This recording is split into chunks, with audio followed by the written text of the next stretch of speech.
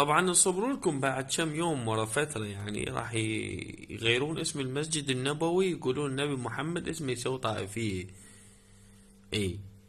وشوي شوي راح يعبرون على الكعبة، استغفر الله، هم يفلشونها ويغيرون اسمها ويغيرون ملامحها، يقولون استغفر الله رب العالمين يسوي طائفية. اسم الزهراء يسوي طائفية، دبسزية. ريحانة رسول الله تسوي طائفية.